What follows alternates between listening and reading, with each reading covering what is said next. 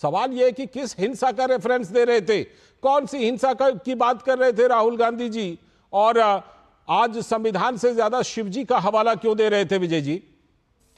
देखिए, पहले हिंसा की बात कराते हैं, कर लीजिए।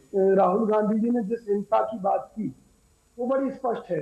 वो चाहे मणिपुर हिंसा की बात हो, चाहे 3 बार दिल्ली में दंगे फसाद की बात हो, चाहे हरियाणा में 4 बार दंगे फसाद की बात हो, देश के विभिन्न हिस्सों में जो हिंदू मुस्लिम और मैं कहूँ जातिगत आधार पर जो दंगे फसाद हुए उसकी तरफ राहुल गांधी जी ने ध्यान दिलाया है। उसमें कन्हैया लाल का गर्दन काटने वाली बात, वो हिंसा भी शामिल रही होगी ना?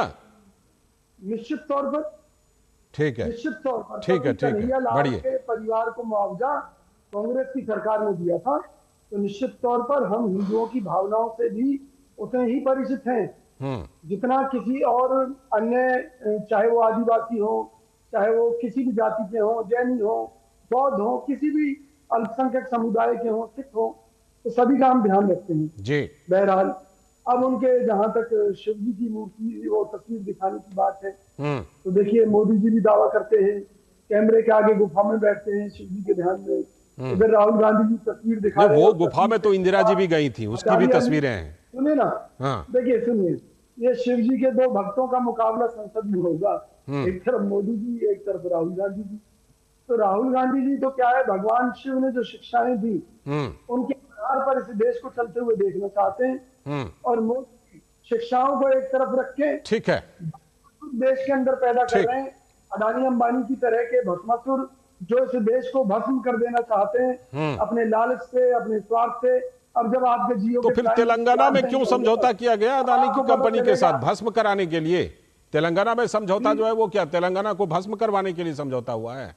नहीं, उनसे हमारी बात हुई है कि वो मोदी जी के साथ जो उन्होंने घालमेल किया। ठीक है, चलिए मैं लौटता हूँ। निकल कर आएंगी। लौट विजय जी, आप टिप्पणी कर रहे थे, एक तो वो कीजिए, दूसरा कहीं कोई जिक्र नहीं, ना संदेश खाली का जिक्र, ना हिंसा कर रहे हैं, लेकिन जहां से हिंसा हुई है उसका कोई जिक्र नहीं।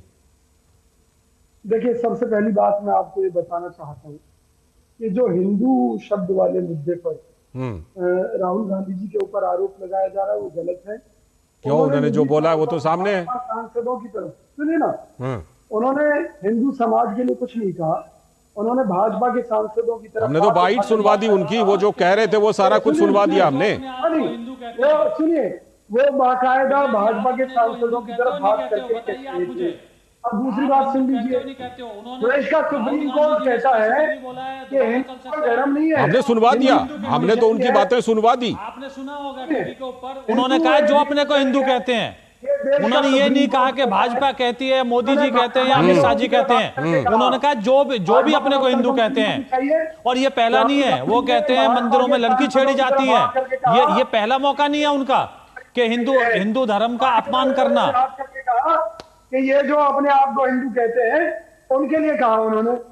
नहीं, देखिए आप गलत उनका बचाव कर रहे हो, आप बचाव मत कीजिए उनका, सच पे आधारित बोलिए। उन्होंने बोला है जो अपने आप को हिंदू बोलते हैं उन पे बोला है, और किस तरह से उन्होंने सेना का अपमान किया है और किस तरह से असत्य बातें की हैं, आप मुझे बताइए।